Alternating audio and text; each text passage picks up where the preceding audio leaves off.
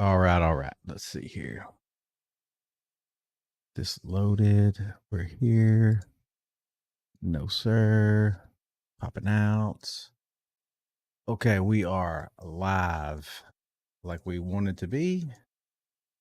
Oh, no, don't do that. Sorry. Okay, we're live. What is everybody up to tonight? How is everyone doing? We're getting fired up, ready to go.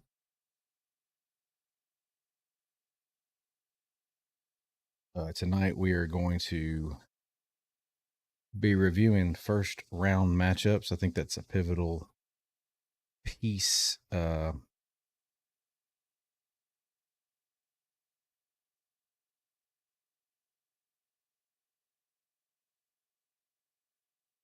a pivotal piece to all this. We're going to start. I'm trying to wait until some of the guys get on here, but in the meantime, we can talk about basically whatever y'all want to talk about. But the big news, the big elephant in the room, obviously, is the playoff rankings came out. The final playoff rankings came out today. We do know some bowl games, so we are going to touch on that at some point this week. So we have quite a bit to go over. I mean, we have quite a bit to talk about.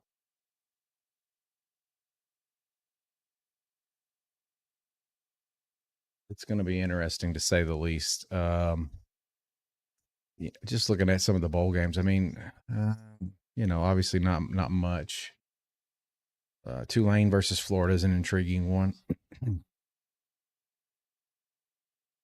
I think here, I'm just looking around to see if there's anything intriguing. No, Georgia Tech Vandy. That's going to be a good bowl. Let's see here.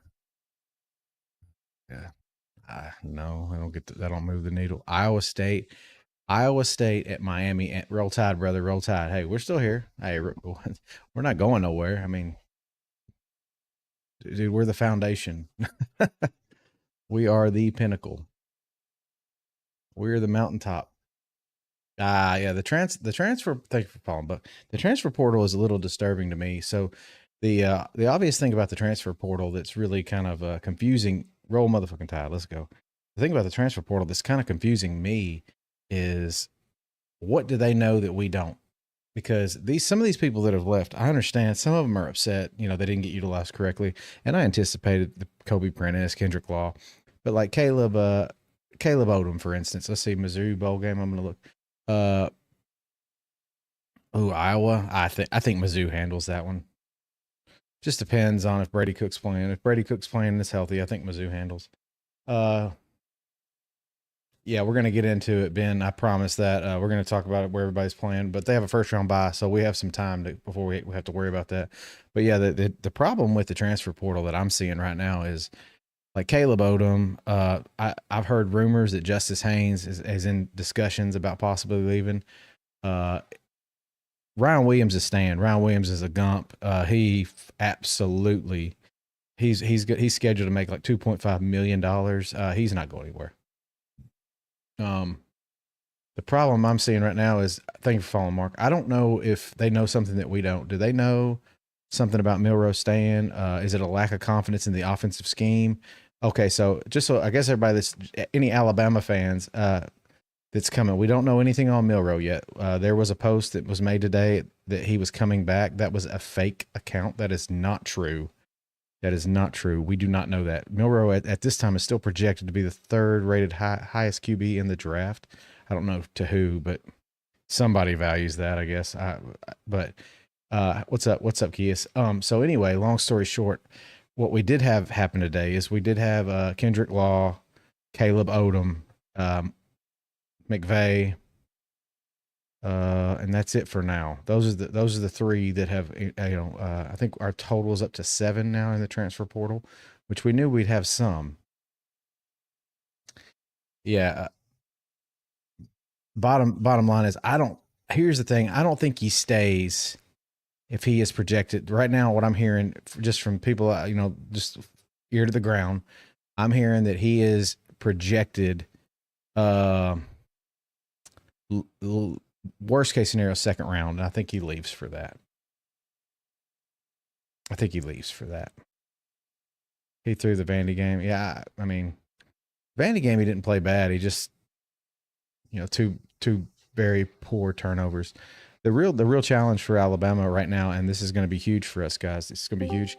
Is DeBoer's got a lot to do. He's got a lot to do. All right, we got one of them in here. Go ahead and talk, Riddle. Make sure you're showing up. You're not. Hold on, something ain't right. It's through the capture where everybody had me messing with it today. Talk again. What's up? Okay, I can hear you. Anyway, okay. So, with that said, guys, yes, here we are. We're here. Duo. Got to get rid of that real quick. Oh, all right. Yes. So here we go. We're just, this is a quick show, guys. We're not going to sit here. We're actually on limited time tonight. So what we're going to do is we're going to go over the first round matchups. We're not going to do the bowl games tonight. We have time for that. We're going to do the bowl games on Wednesday night. So we'll do the bowl games on Wednesday. This is just a quick reaction. I don't even know if we're going to make picks right now for the first round because we don't have the full group on, but we do want to break down the matchups and talk about what we think. I mean, like I said, right now it's opinions without any research, just based on the face value of what we see. And obviously we'll just start, Riddle. We'll start with Clemson at Texas. One of the things that I would like to note in here, and this is a surprise to me, is Texas opens as the largest first round favorite, giving 10.5 points to Clemson. So I don't know how you feel about that one, but I think we kind of alluded to our opinions last night. But yeah, I would definitely take Texas in that. Yeah, that's a massive spread for that game. Yeah, I mean, for a playoff game, that's pretty significant. I do want to touch on one topic. So, yes, everyone that isn't aware, Alabama got Michigan in the bowl game. There's a lot of debate on why. So we'll ReliaQuest Bowl. We will get into it. It's formerly the Outback Bowl. We'll get into it probably more on Wednesday because there's a lot of stuff around that. Yeah, that spread's already moved in that Texas game. Oh, really? Is it bigger? Yeah, it's 11 now. Oh my God, it's freaking awesome. So before we move on, I just want to say something. Did you see Lane Kiffin? Did you see what Lane Kiffin tweeted? No, I didn't get a chance to do too much today. Lane Kiffin, when the committee member goes on there and goes, he said, "We value strength of schedule." He literally quoted it on X. And he tagged Alabama and SMU football in his response and said, "Is this fake news? Did he actually say that?" He's not wrong. Lane Kiffin is absolutely fabulous. I don't care how you feel about anything, which teams you root for. Lane Kiffin is absolutely fabulous for the sport. Thank you for following. Charles, I'm just going to say, just knee-jerk, instant reaction. I love where SMU, Penn State, Indiana, and Notre Dame and Boise State are ranked. Yeah. So, okay. Sorry. I'll be right back. Yeah, go ahead. Anyway, yeah. So, thoughts on Penn State seating? I'm going to be honest with you. I'm going to be honest. Like, abolish this. Okay. Anyway, I honestly would have loved to have Kiffin in. Yeah. Kiffin was definitely an interesting choice. 6 is good for Penn State. Almost beat Oregon. Yeah. In all honesty, like Penn State, them and Notre Dame, I was kind of torn back and forth. And if we're being honest, I thought the way Penn State played, I thought maybe because their losses were to Ohio State and to Oregon, and they were not competitive in the Ohio State game. They were competitive last night. So I thought Penn State maybe, I didn't know where Penn State was going to fall. I didn't think they would fall to 6. I thought maybe 5th. But Texas, Notre Dame, Penn State, all of them, you could make a case for all of them. Yeah, but if you watch the Ohio State game, it was nowhere near that close. If you watch the game, it was not that close. Ohio State physically was like dominating them most of the game. I mean, Now, I do agree they did come back and they did make it competitive. So don't let me. I'm not trying to squander Penn State's good name. Yeah, I mean that's what I'm saying. They didn't capitalize. That's all I'm saying. I mean, I'm not trying to squander Penn State. Penn State is a good football team. In terms of this year, they have a good team. So I'm not trying to talk bad about Penn State. Please don't let me make. I'm not trying to say that. You back, Riddle? Yeah. All right. So anyway, so just hindsight right here. I don't think Clemson. I just told you Clemson is a massive underdog, and the spread is moving. They were easily the last team in. By winning and kicking that field goal last night. So they are obviously the 12th seed, and it shows in the spread there. But bottom line is, I think Texas's defense is far, far too good. Anyone that watched the game last night, even Georgia fans, will have to acknowledge Texas has a defense. I don't care what anyone says; they have a defense. They're a physical defense, just like Georgia is, and those two defenses are there's quite a few good defenses in these playoffs right now, but those defenses are really something to be admired. And I think the SEC's brought a lot of defense to the playoffs. So did the Big Ten, but I think it's way too much for Clemson, and I think Texas absolutely just is going to have their way with them.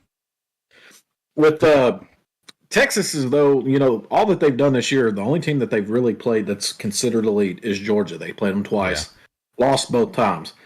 I was having a conversation earlier with my dad and said that, they still have some proving to do, which is crazy that, we're going into the playoffs, and I feel that way, but especially on the offensive side of the ball. I think their defense is good, but some of the decisions Ewers makes and the reads he makes, and then the fact that Georgia's run defense had been ran all over the last 2 weeks, and they weren't able to run the ball. That's a huge question for them moving forward. Yeah.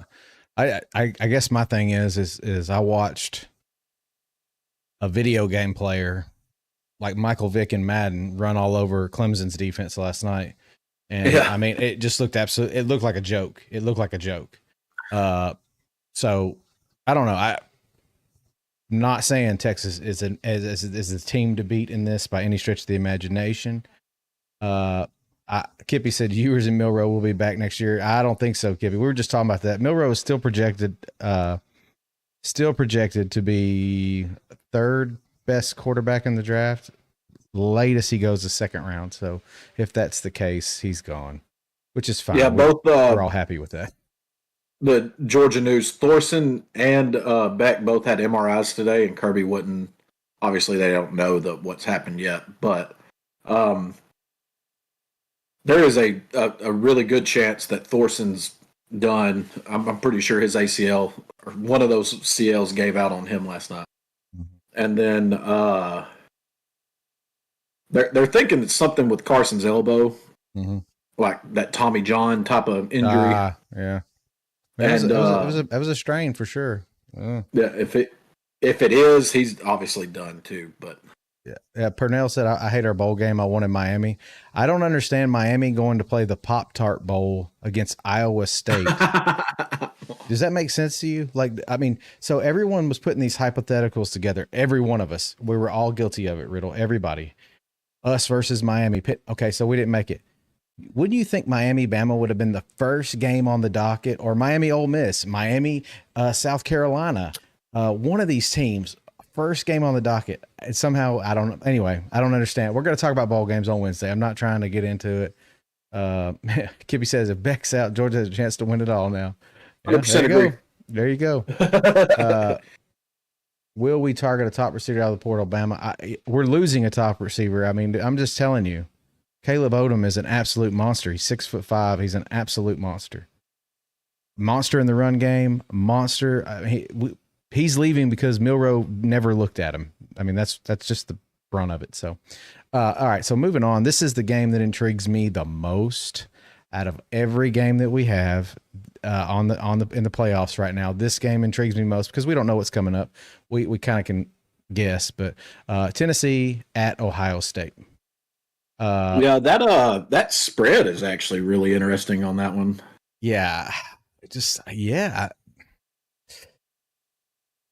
7 Ohio State at points. 7.5 on mine. So that tells me that they do not value what it says to me is they don't value Samson or Nico against that defense, which I think it's a mistake to think that.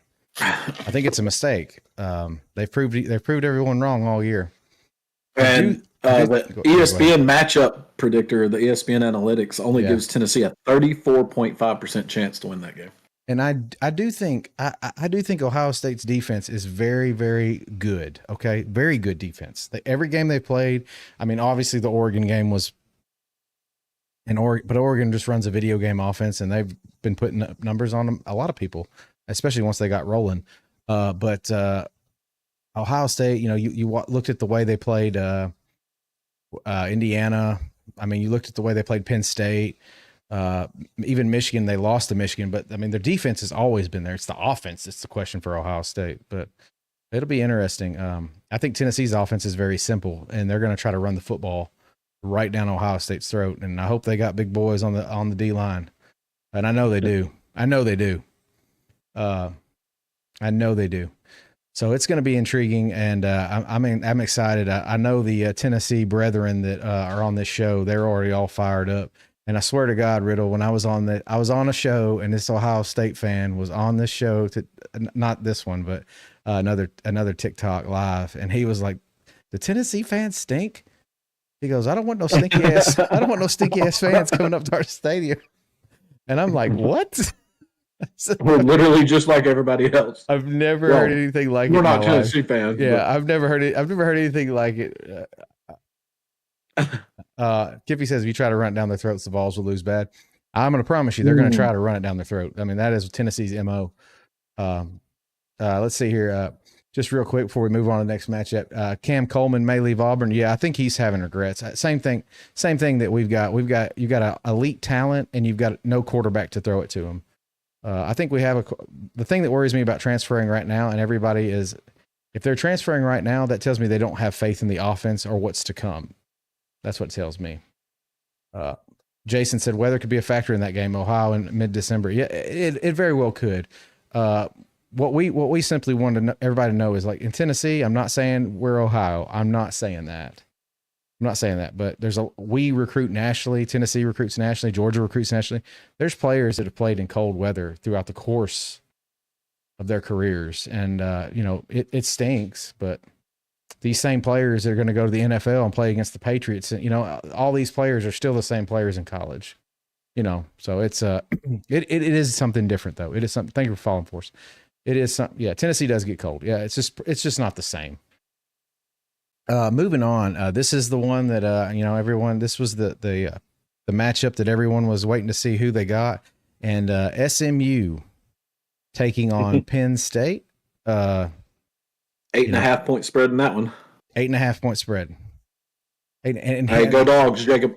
And I'm going to tell you this, Vegas did a simulation because Vegas actually had SMU potentially playing Notre Dame, and the Notre Dame spread was actually worse. It was 10. It was 10. So, but yes, is there any doubt here, Riddle? Is there any doubt whatsoever on this one? I don't believe so. I mean, it would take a Herculean effort for SMU to be able to beat Penn State, because I can promise you Penn State is a better football team than Clemson, and we saw what just happened there. So yeah, and here's the thing, and I'm just saying, Penn State, okay, James Franklin is absolutely the worst coach to ever have going into a big game. If there's a worse coach out there in the history, I know when I say that, I don't mean like, hey, a losing coach. I mean, he wins the games he's supposed to win.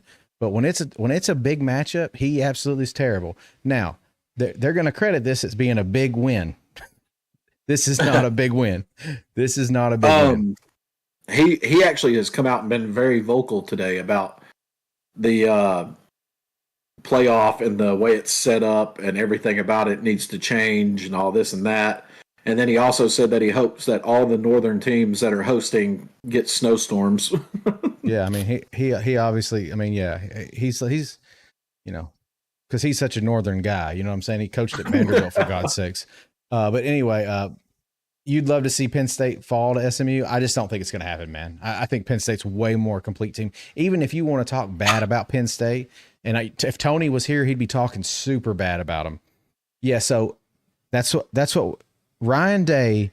This is Tony's quote, I think. I don't know if he got it from somewhere else, but Ryan Day is the Michael Jordan of James Franklin. No, James. Yeah. So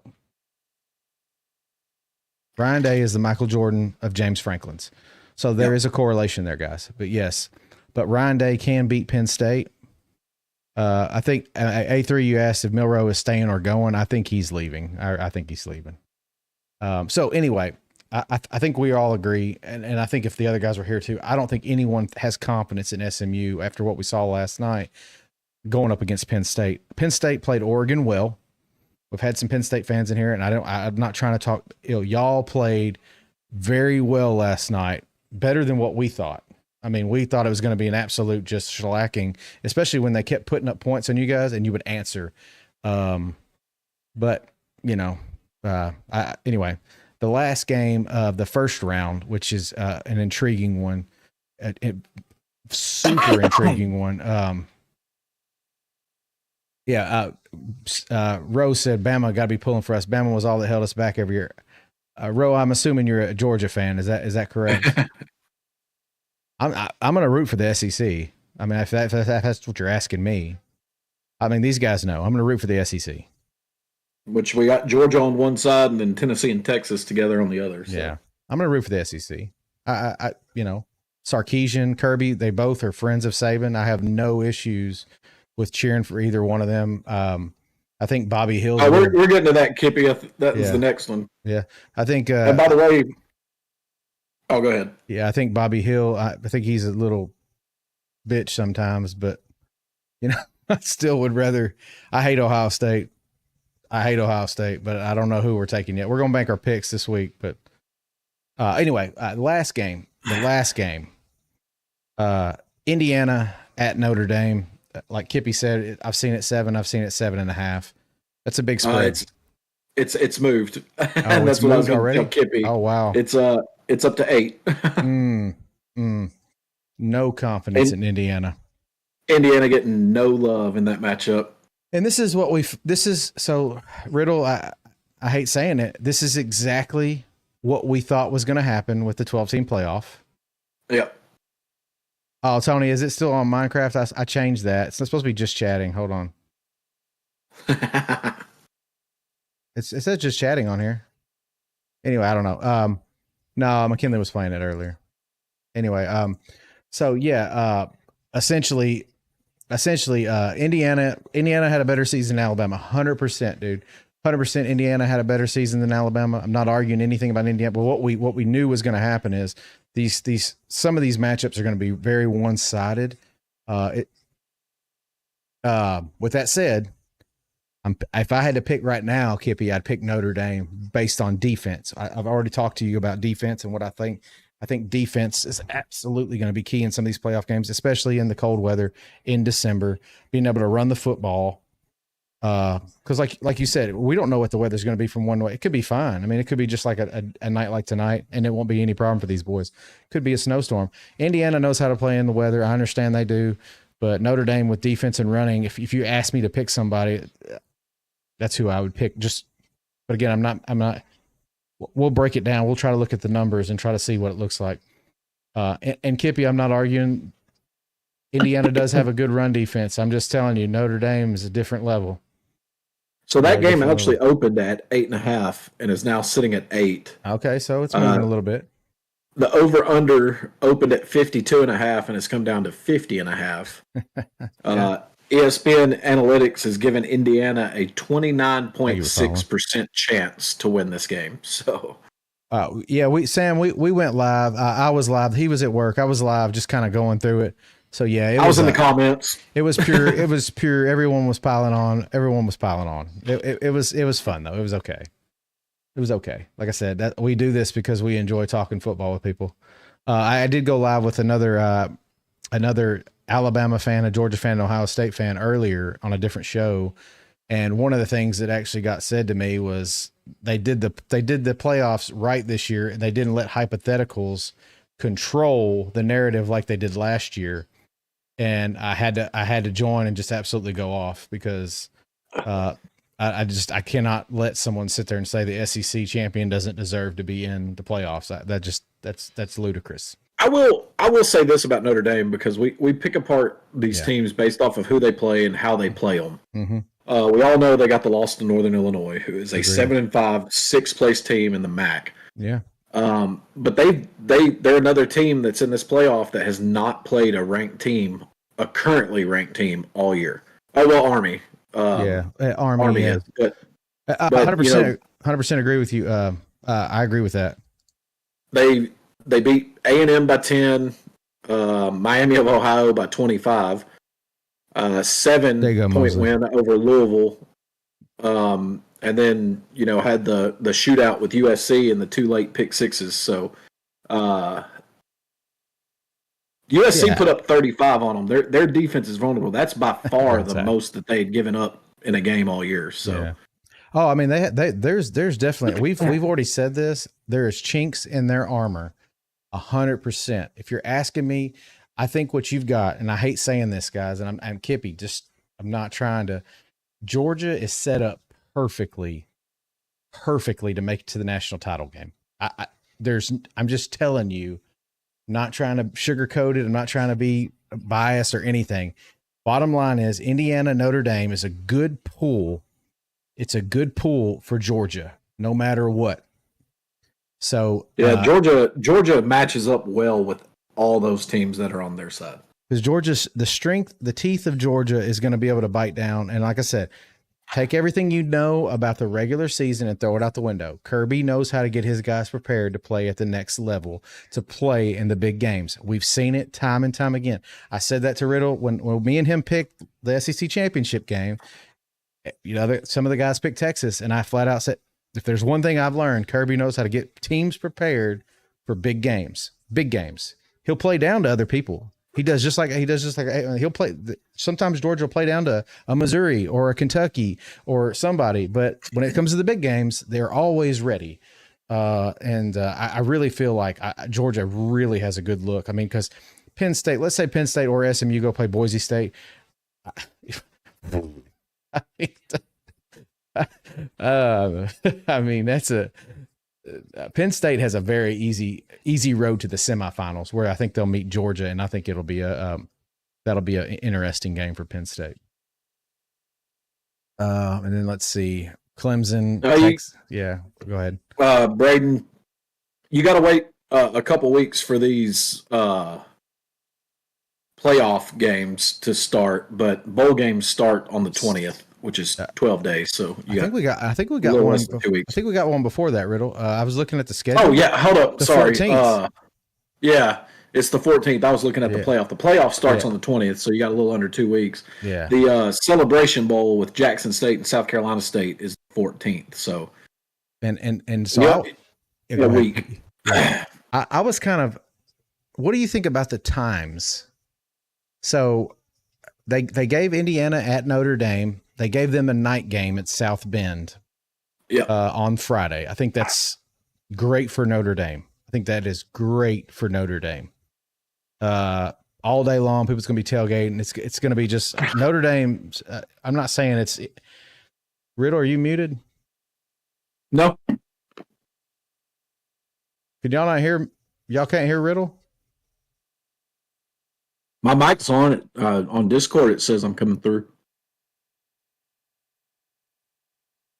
Oh, Braden said we can. Okay. Braden said we can. Okay. Okay. Thank you, guys. I appreciate it. I'm sorry.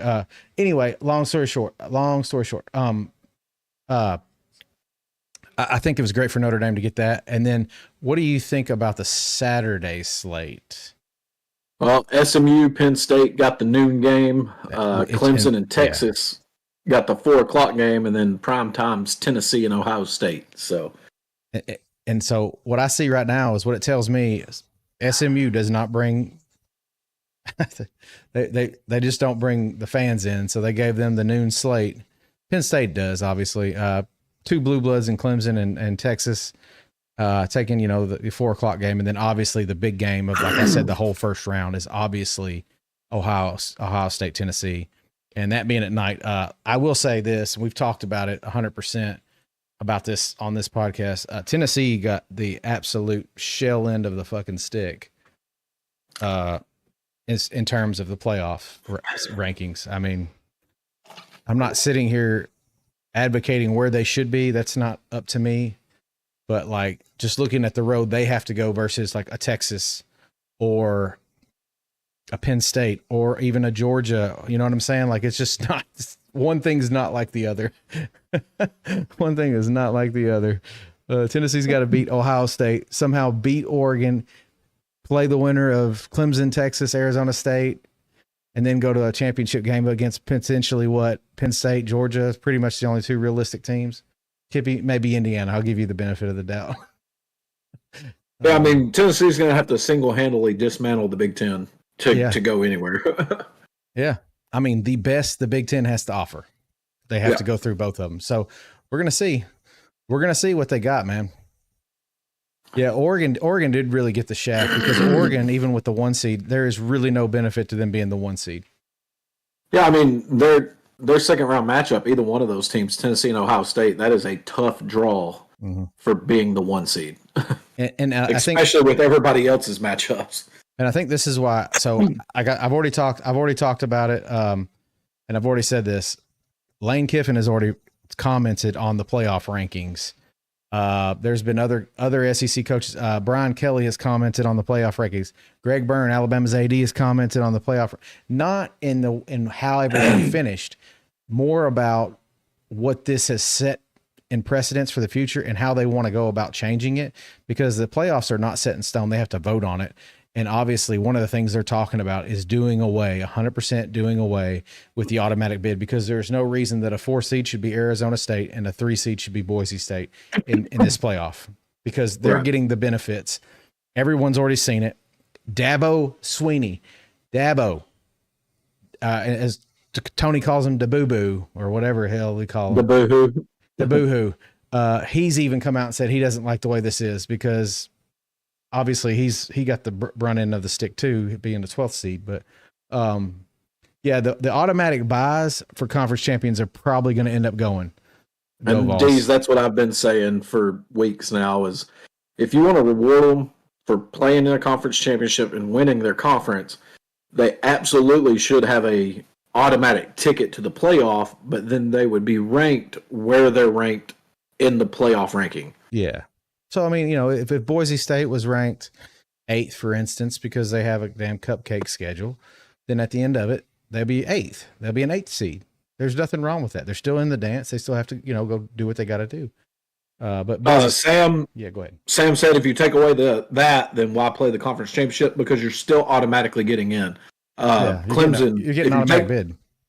That Clemson wouldn't have made it in without that championship win. So, I mean, they would still be 12 regardless. Boise State wouldn't be in. I mean, right. Okay, well, Boise State, I believe, is in maybe this year. Maybe this year. But they would still be the 11 seed. Yeah. Sam isn't listening. Or 10 seed, somewhere around there. What you said about we back. What that? Hey D, yeah, what's up, man? I still ain't crying, but I'm here. I told you I'd be back. Why is everyone so high on Notre Dame? Yeah, Notre Dame's going to be interesting. You could consider conference championship week to be a bye the other direction. Yeah, I mean, so for some teams that didn't play for a conference championship, it is a bye. You cannot refuse to play your conference championship game. I know people have said that. You can't do that. I mean, D. Barksdale and Everclear. So the committee pretty much come out and said, hands down, we had a better resume, but SMU came down to the end, them losing by a field goal. So it is what it is. The resume was better, but losing by a field goal in a championship game. It is what it is. We're not there. No, we're not. Yeah, see, Clemson's still ranked 16th. Yeah. In the actual rankings, which would put them at 12. They are Arizona State would have been the 11. based off of this. And SMU 10, Boise would have been the 9. Yeah. A3, you asked, this is just a impromptu that me and Riddle just talked about so we could just get on here and just shoot the shit. It's only going to be till 9. We're not going to be our normal selves, but yeah. So let's just look at this hypothetically. Yep. If you took away the buys and just the automatic bids for conference champions, Oregon would still be the 1 seed, Georgia would be the 2 seed, Texas would be the 3 seed, and Penn State would be the 4 seed. Mm-hmm. And then Notre Dame would be the 5, and they would play Clemson. Ohio State would be the 6, and they would play Arizona State. That's right, user. Tennessee would be the 7, and then they would play Boise State, and then I mean, that's starting to look more like a playoff. You know what I'm saying? Indiana would be the 8, and they would have to play. Who am I leaving out here? Did you say Indiana already? Clemson would be the 12. Arizona State would be the 11. Oh, SMU. SMU, yeah. 10. Yeah. So Indiana would play SMU. He said, what would you rank Kevin Jennings on QBs in the country? I mean, I think he had a good year. Yeah, it is the first year. I think they will do better, and I do think there'll be some changes coming. Like I said, the impromptu troll of the frickin' night has been Lane Kiffin on X, where he literally tagged Alabama and SMU when the committee member said that strength of schedule matters. I've already told you, LSU's AD, Alabama's AD. There is some Big Ten ADs that have already said they do not believe that playing big games strength of schedule matters anymore. There's already they're saying it. It's all over Twitter. But and just so you know, someone argued with me today and said Alabama doesn't ever play big games. We have Florida State and Wisconsin scheduled for next season. That's 2 out of conference games. So the last place team in the ACC and a mid Big Ten team. Yep. I mean, we can't help it. They suck. I mean, 2 years ago, they were talking about how great they were to be in the national title game. I mean, you know, it is what it is. But basically, what I am hearing is there are people that are going to start evaluating schedules and seeing, because what we do know is wins matter. Your schedule matters. Like when I say that, your schedule matters, but wins, losses matter more. So we do know that much. Everclear, this has been in the works for 8 years. 2 years ago, you were bitching because you said they should be in the playoff. I mean, you can't get mad. You can't have it both ways. Schedules are made like 8 to 10 years in advance.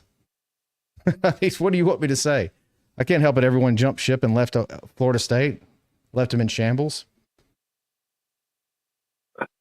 Yeah. Let's see. You know, Miami did have a better resume. Miami had a better resume than SMU. They pretty much just came out and said, though, SMU made it to the title game, they weren't going to penalize them. The same way they weren't going to penalize Georgia if they would have lost. So they did what they said they were going to do in that regard. So respect to the committee. Scuba Steve, we are not crying. Good, but you keep trying, buddy. It's okay. You'll get there one day. What's your view on Ole Miss? I think Ole Miss has an absolute argument. Because if you're going to look at me in the face and tell me that Ole Miss isn't better than SMU, forget Alabama. Alabama lost to shitty teams. We're not in. Ole Miss lost to one shitty team. South Carolina didn't lose to any shitty teams. All those. Yeah, Tony, they said they valued strength of schedule, but like I said, Lane Kiffin said no. He said, did they really just say that? Go 6 or 8 conferences and conference winners all go solve all problems. I don't think so. What I'm hearing right now is I'm hearing, so the Big Ten and the SEC have already been in contact and in talks about making a super alliance and doing like an AFC NFC like the Super Bowl. I mean, this has already happened. I mean, it's not happened because there's a lot of money in the NCAA. There's a lot of things to work out, but in our lifetime, we're probably going to see some form or fashion, then pull away from the NCAA as a whole and start to govern themselves. Some sort of alliance there. I don't know what that's going to look like. Basically, some things don't look like the rest. I mean, there's a reason why there's more Big Ten and SEC teams every year in the playoffs than anything else. Let's see here. No, they didn't lose the toughest game. They lost games they should have won. 100%. You're 100% correct. 100% correct. They already govern the postseason without the NCAA now. We say that, D's. We say that. The playoff committee, though, the Big Ten and SEC, we say whatever we want. They value their wins. They value their conferences. They value their brand of football over everyone else. You don't understand how Notre Dame got in? I mean, they've got one loss. I mean, if you've learned anything, Everclear, wins-loss records is all they're really looking at, man. That's all they're looking at. Indiana, all they're looking at, wins-losses. Indiana had one loss in a Big Ten conference. Doesn't matter who they played. Doesn't matter. Riddle's already said Texas. Texas has 2 losses, both to Georgia. Doesn't matter who they played outside of that. They had 10 wins, 2 losses. 11 wins. Oh, sorry, 11 wins. Yeah, sorry.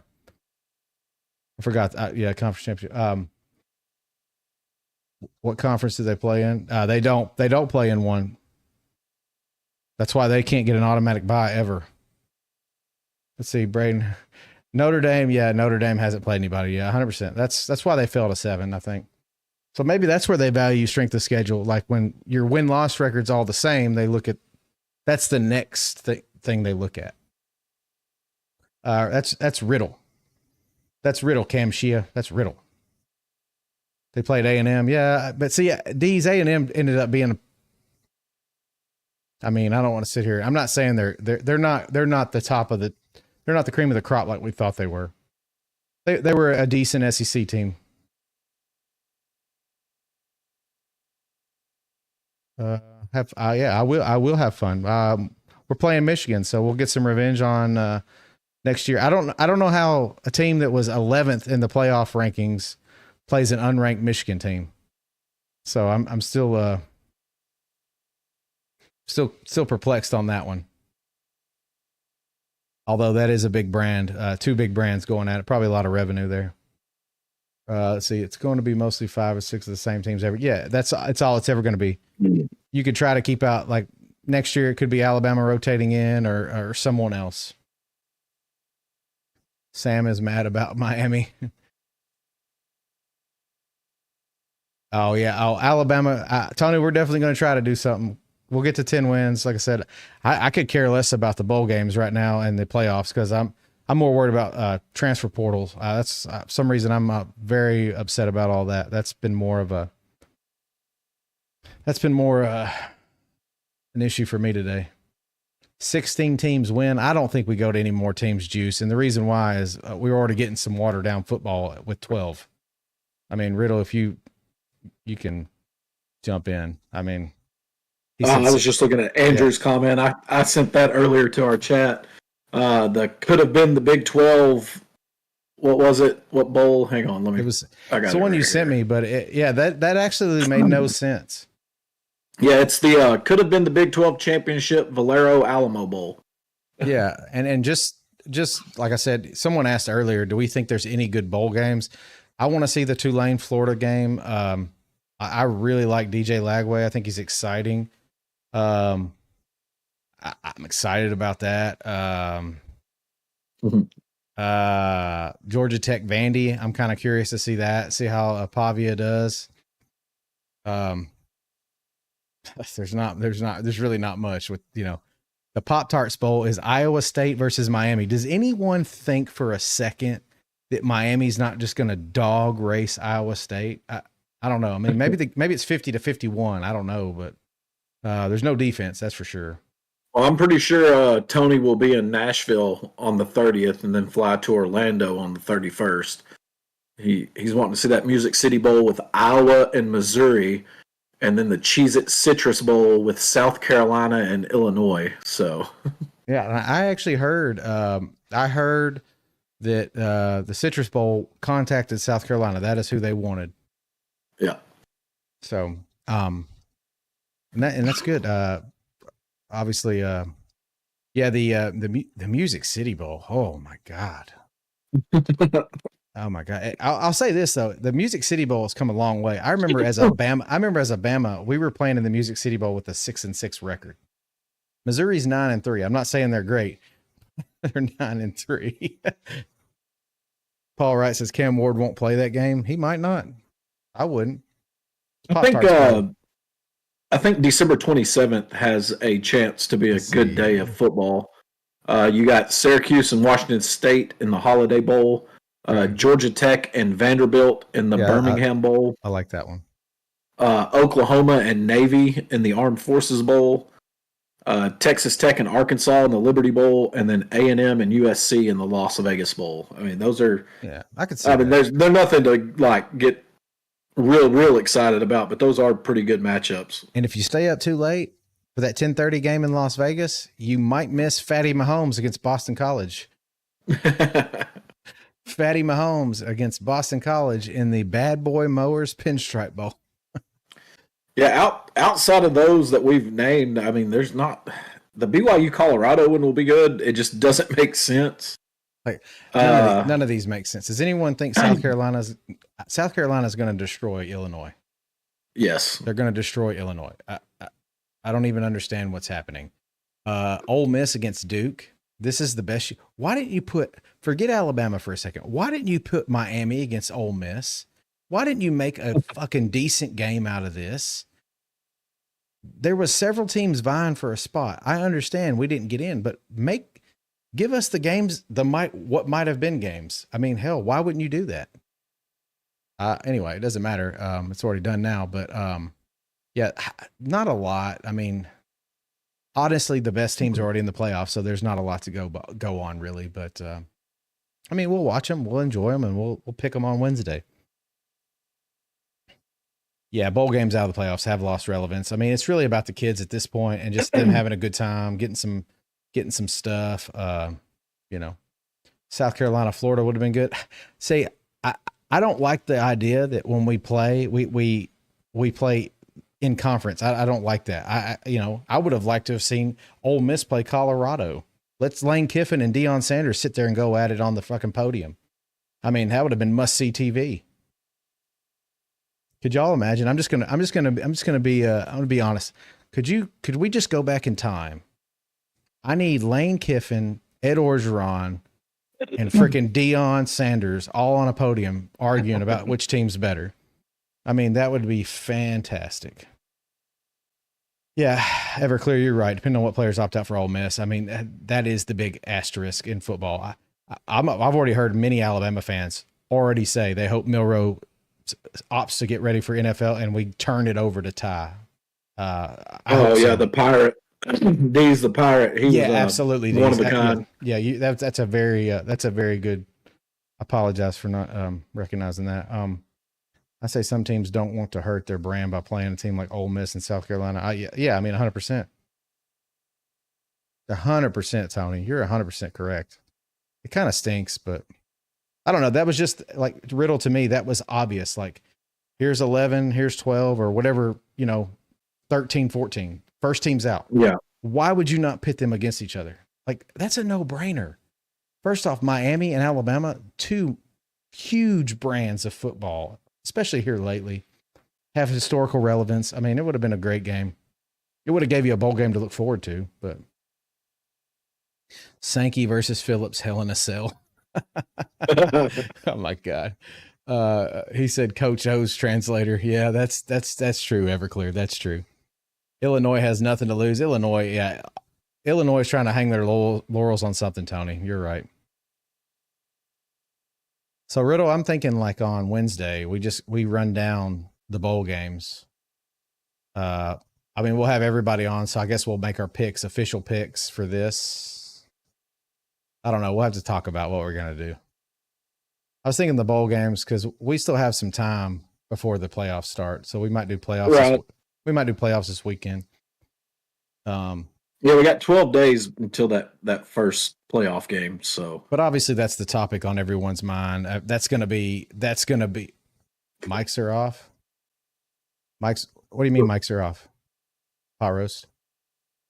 Oh, okay. Anyway, D says Riddle no shots tonight. It's early. Yeah. User says, why are all receivers leaving Alabama? Because Milroe can't get him the ball. They had a very terrible year. You had wide open receivers that were not getting targeted. I mean, this shit happens. Can't hear. Pot roast can't hear. Can't hear any of us. Tony, can you hear us?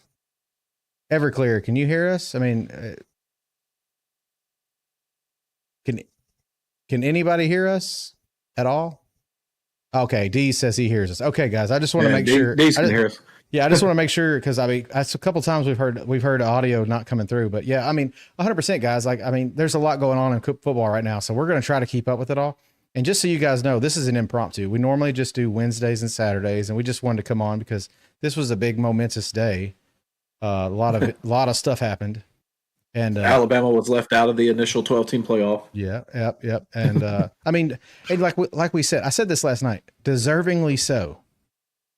I agree that we should not have made the playoffs. So, with that said, there's a lot that's going to happen in the off season. We have a lot to cover. We're all going to try to keep up with transfers and coaching changes. We have college basketball right around the corner. We have a huge playoff system we're going to go through. I mean, we're going to have college football into the mid-January, which is the first time ever. It's going to be, we got a ton of information we're going to try to keep up, and we're going to try to keep this thing going, even in the off season. It'll be slower, but we've got a lot of good content and a lot of good hypotheticals and best players ever and, fun stuff like that to do with you guys. So, we're definitely going to try to keep the train rolling because last night was fun. We really appreciate it. Appreciate you, Everclear. Have a good night, buddy. Yeah. See you, man. Appreciate you. Yeah, I saw a comment earlier. Wyatt said it's Gunner time. Yeah, I'm excited for that because I really feel like Gunner opens up the playbook a little bit more. It's more of you can run more of the style of offense you saw with Stetson Bennett, and that I just think that opens up so many more options. I think Carson's more of a statue at times back there and panics under pressure. So, and the kid looked good last night. He's going to be young. He might hit some bumps in the road and make some mistakes, but I thought he played fantastic last night. Yeah, I mean, he played good coming in off the freaking, I mean, not even warmed up. I mean, he played great. Because no one thought, damn, D's, I apologize. He said some good basketball got played today. And I literally, first thing I see is Kansas getting beat by Missouri. That is good basketball. Is Tennessee up to number 1 yet? I'm looking. Or do their rankings come out tomorrow? Tomorrow, I think, because Kansas is still. Yeah, it'll be number tomorrow. 1. Yeah, that's what I thought. Because Auburn's still undefeated. Yeah. But anyway, yeah, there's a lot going on, guys. So we're gonna try to keep up with everything. We want to make sure, we keep this show going. We really enjoy it. Will Bama keep their offensive coordinator and defensive coordinator? I don't know, man. It's too early to say. I will say this. This is my opinion. Oh, Andrew Allen, that is a good point. We are going to talk about the Heisman Trophy this week. We have the Army-Navy game. We're going to talk about it. But 100%, we have a lot to talk about. Wait a minute. Is that not kind of weird? We have a bowl game the same week as Army-Navy game? Wait, or did we already? No, it'll be usually there's no other football, right? I'm pretty sure Army Navy is still going to be the only game. What'd you say, Chris? Chris said, "Let's hope not."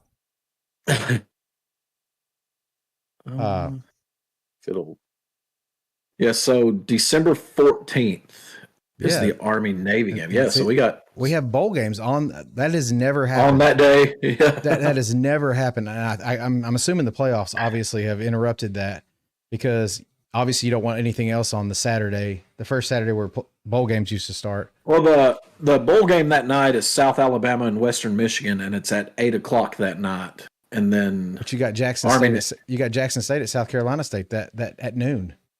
Yeah, the celebration, and then Navy Army is at 2:00. Okay, so they still have their own time slot. In between. Okay, that makes sense. That makes sense.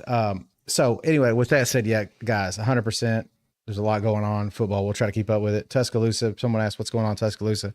You've had 2 receivers enter the transfer portal and a third string lineman enter the transfer portal today.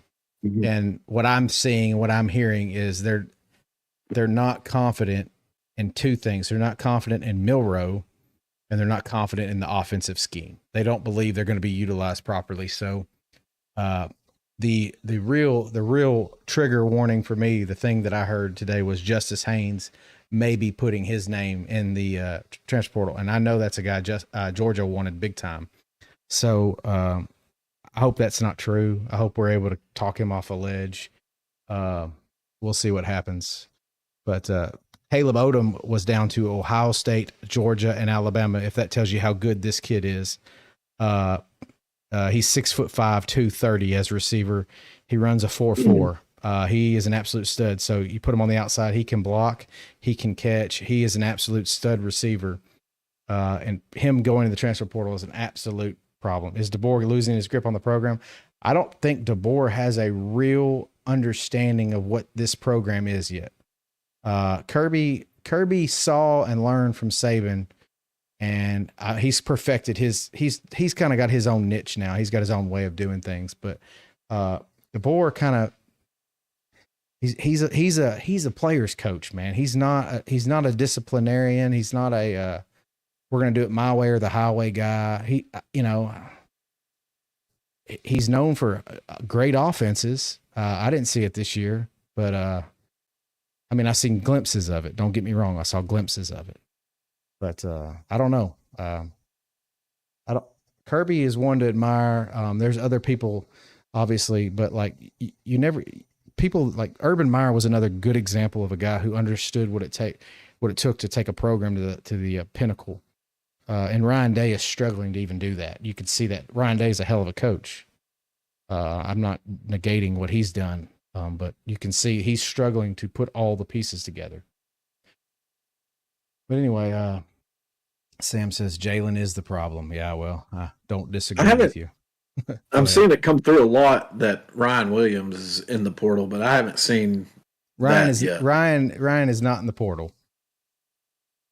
Just stop, Wyatt. I know what you're trying to say. He's not in the portal. I've already told you. Ryan Williams has deals to make $3 million over the next year. And he's a lifelong Bama fan. He doesn't have to go anywhere. He's going to get his targets no matter what. I know they're messing with me, Jason. I know. Ty or Keelan start next year. Ty. I'm a big believer, and we said this many times. There's certain positions in the SEC. Now, every now and then you'll get a talent that's absolutely so elite that you have to start them. And Riddle, I don't know of anybody off Georgia offhand. Nate Frazier's a good example of somebody who was ready to play football day one for Georgia. Right. He didn't come in as a starter. He had a chance to get acclimated behind ETN, but he was ready. Malachi Starks on defense. He started day one. 100%. But they're so few and far between. You can't just get thrown into the SEC and think it's just like high school football, because it's not. It's not. Offensive linemen, defensive linemen, a lot of quarterbacks need time to adjust, get bigger, get stronger, get faster, because it's real. The SEC is real. KJ Bolden also on Georgia's defense. He came in and started day one. KJ Bolden is our safety. I remember we wanted him so bad because y'all flipped him from Florida State. Yeah. And then Brock Bowers is the other one that pops up in recent memory. That dude was generational. We've seen a handful of generational talent, guys. So we're going to touch on some generational talent in the offseason. Brock Bowers is definitely one that's on the list. Let's see here. Let's see. There was one person that says, who's Georgia got toting the rock next year? I mean, I'm assuming it's Nate Frazier. And Robinson will be back. They'll have a whole committee again. Pretty sure Cash still has a couple more years. Yeah. Dusty said Georgia's got a cakewalk to the Natty. Should win it all. Hey, man, I hope they do. Fuck it. Jimmy, yeah, Caleb Odom does hurt. Caleb Odom was in line. I mean, I really was looking forward to him actually being a valuable asset. Riddle just chilling, knowing his team is in and has a bye. Yeah, dude, he's been posting the little chill meme all fucking day. The chill guy. The chill guy all fucking day long. Well, I was doing it last night during the game too. Yeah. Kia said, "What are you eating, Riddle?" Ice. Ice. Tony said he's a chill guy. Yeah, I mean, if Georgia wins, hey man, you gotta root for somebody, and I'm gonna root for the SEC. So, just because I still believe in this brand of football. So, they ask about our running back room. You got Chauncey Bowens as a freshman. Etienne's a junior, but I expect him to move on. Frazier's a freshman. You got Cash Jones as a junior. Branson Robinson and Roderick Robinson will both be back from injuries. They'll be juniors next year. Chris is so funny. Who has the most difficult road to the Natty? Oregon? No, Tennessee. Tennessee. You were in the right branch of the bracket. You just forgot that Tennessee has to travel to Ohio State, then play Oregon, then potentially play Texas or whoever. Please tell me Jalen's leaving. We can only hope. Wyatt asked a good question. Where is Beck going in the draft now with his injury? What if Beck comes back? Who knows? Who cares? What if Beck comes back? He can. He'll not. Well, he's a senior. He's not coming back. The only reason he came back this year was for himself. And who gives a shit? Be gone. It's sad. We're both SEC fans of two different programs, and we're both saying, I hope our quarterback leaves because we think we'll be better off. And all we heard about this offseason was how great these quarterbacks were. That's all I heard. Beck was the next. I'm telling you, if you look deep into what happened last night, yeah, there's something there because. Oh, I think so. Georgia has played flat on offense a lot this year. Oh, I feel you, brother. I feel you. and Beck has regressed. He's not played good. I understand that too.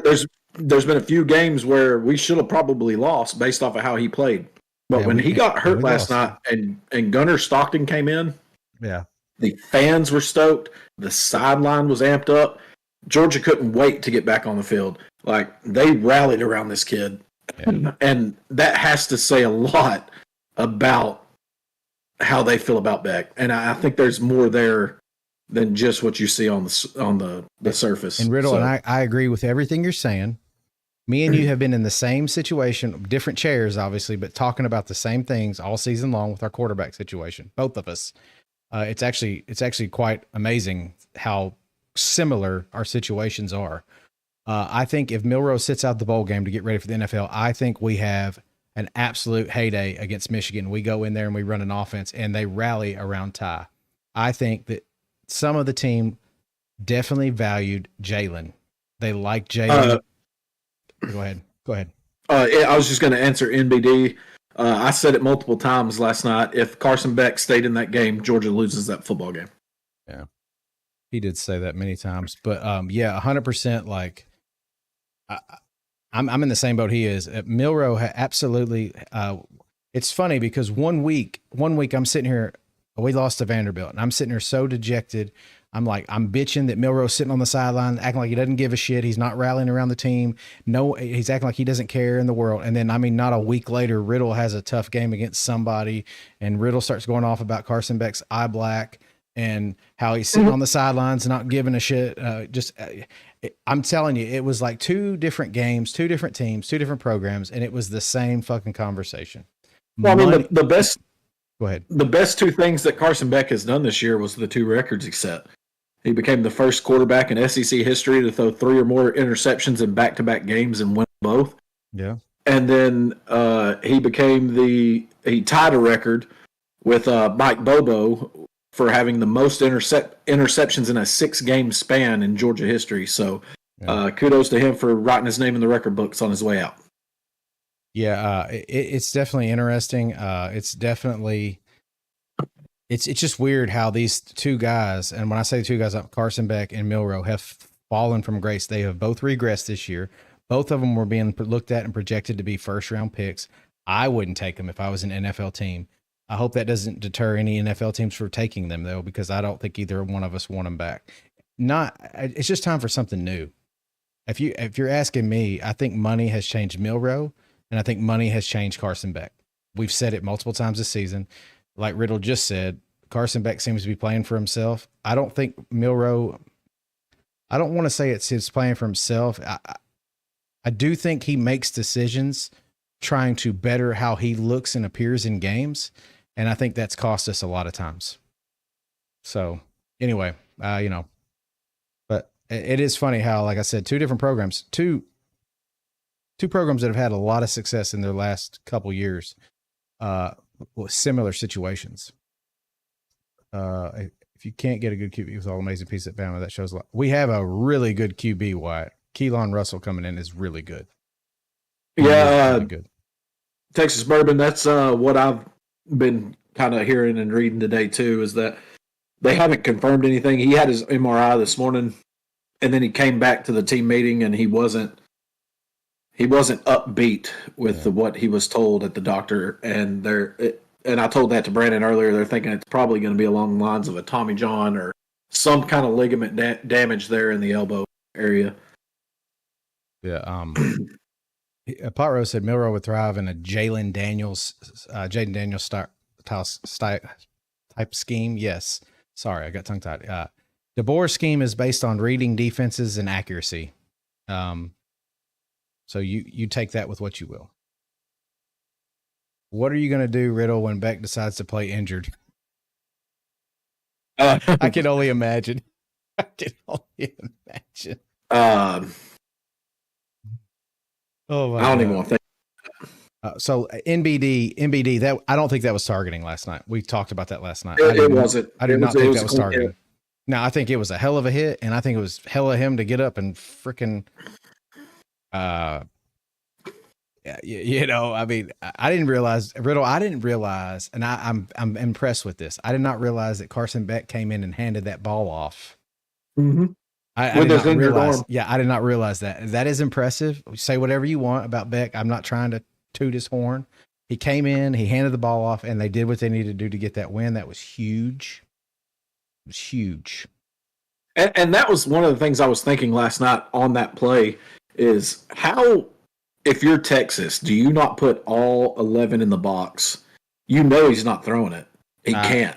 Because they were living in the moment, dude. They were living in the moment. That nobody was thinking that, oh, look, there's Carson Beck in there. Tate Ratledge, the offensive lineman for Georgia, said that he didn't even realize Carson was in the game. Let's see here. What changes will be made to the playoff next year? We think the automatic bye. It may not be next year because I think they're kind of like on a rotation. We think the automatic bye to conference champions are going to go away at some point. You'll still get the bid. You won't get the bye. And that does matter. I know when Arizona State wouldn't be in the playoffs, so the Big 12 would not even be in the playoffs at all if it wasn't for them winning the conference. Boise State, yeah, they would be in, but most of the time your group of five wouldn't be in. One thing won't change, no Bama. I mean, bet your house on it. Yeah, auto bids are okay. I think we all agree with that. Griffin says Tennessee should be hosting. Do you think they have a shot against OSU? Yeah, we all think they have a shot. We're SEC guys, man. Kia says, will we get Texas versus Georgia take 3? Probably. It's possible. It's very possible. And Riddle, I'm just asking this. That's probably the least matchup. If I was a Georgia fan that I would want, I would hate to know I had to play a team a third fucking time. I know you got their number. I know you got their number, but they've already seen everything you do twice. They've got. Well, that was the. Yeah, go ahead. I'm sorry. I meant to say this last night and I didn't, but that was the first time that Texas had lost to the same team twice in a season since like 1908. Yeah, 100%. Thank you for following, Jason. And I said it last night. It's not something that's easy to do, and to have to play them a third time, like through the two matchups. And I read off all the stats last night of how identical some of the statistics were in this game. Like, what else do you have left to show them that you haven't showed them in these last 2 games? God, I hope you got a whole page full. God dang. So somebody said, big Tennessee fan, and we got a shot. Vegas thinks Ohio State. Then Lee Morgan says, I'm saying Oregon and Penn State. Okay, you're confident. You must be a Big Ten team. I'm a Tennessee fan. Nico stares down receivers. I'm sure El Duque in the chat would probably agree with you sometimes. But we're gonna wrap this one up. We just wanted to come on an impromptu live tonight and just kind of shoot the shit with you guys, just me and him. So here is what we're gonna do. We are going to tell you guys, we are going to be live on Wednesday, and we're going to start breaking this down. We have a panel of 5 people. We're going to break down some of the bowl games, start making our picks. We're going to start prepping, conversating about the Heisman, and then we're going to start conversating about the playoff matchups. We will probably save our playoff matchup picks for maybe next week, because if I'm just sitting here thinking about it, because we're trying to plan Wednesday, we need to talk about who we think is going to win the Heisman, because obviously the Heisman's, Saturday night. We have bowl games that start Saturday night. We have the Army-Navy game that starts Saturday night. So we've got a lot to kind of get ready for and prep for. So that may be what we do, but we'll talk about it and discuss. And like I said, honestly, we do a podcast, guys. Like I said, it's usually more official than this, but we do a podcast, and we're here every Wednesday and Saturday night, 8:30. Talking the same brands of football, the same things we're talking about tonight with you guys. So got the football awards show Thursday night too. Okay, so we can talk about that potential who we think is going to get that. Even though because the finalists have been announced for that, and the awards are handed out Thursday. Yeah, the fact that you've got a guy who could potentially win a Heisman as a cornerback, not even in the Thorpe Award. It's kind of. Wyatt said his Riddle's wrist healed yet. Yeah, I mean it's still there a little bit. You can see it, but anyway, all right, guys. Well, we're gonna get off here, but like I said, hey, everyone should come back 8:30 Wednesday night. We're gonna do this podcast up, and we're gonna sit here and talk about some of the big games we got coming up, because obviously we have a lot. Y'all all seem to have such disdain for Texas. I don't think so. Anyway. Hey guys, I will talk to you soon. Y'all come back on Wednesday.